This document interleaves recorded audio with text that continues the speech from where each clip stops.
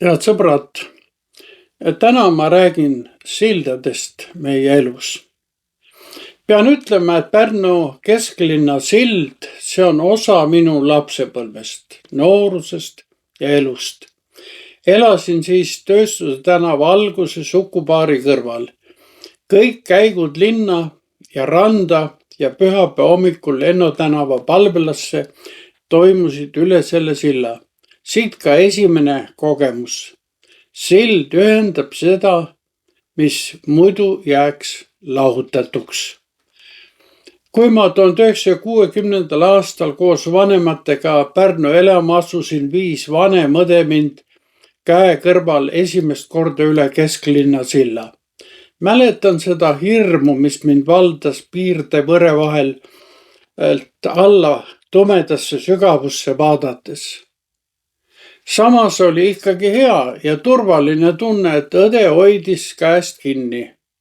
Tookord ei kujutanud ma ette, kui sügavale ulatuvad veel selle silla sambad omakorda. Jõe põhjast veel 18-20 meetrit sügavamale.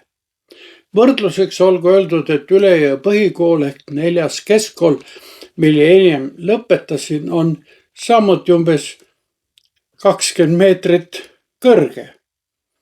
Kuid täna tuletame me selle palvushommikusöögil meelde üht teist vaimset silda, mille sambad ulatuvad inimelu kaduvusse ja sealpoolsusse.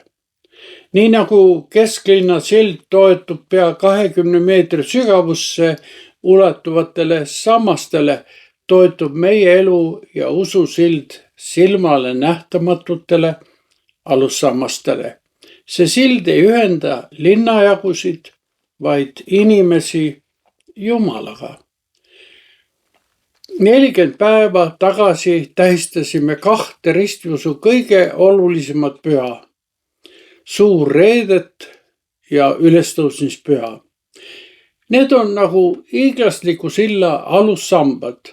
Suur Reede osutab ristiusu alussambale, mis ulatub surmavalla põhja, ja ülestõusmispüha osutab teisele igavese elu alussambale, Jeesuse Kristuse ülestõusmisele.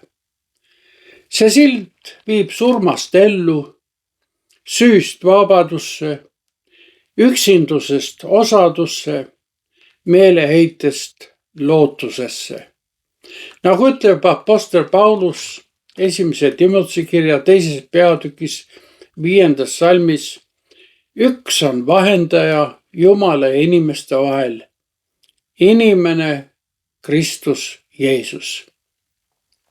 Nii nagu mu vanem õde hoidis käest esimest korda üle kesklinna silla minnes, võtab Kristus täna meiegi käest ja juhatab meid üle igavese elu silla. Me ei pea hirmunult vaatama inimelu süngesse kaduvusse. Me ei pea hüppama tühjusse. Kristus ühendab, Kristus kannab. Üks on vahendaja Jumala ja inimeste vahel, inimene Kristus Jeesus. Aamen.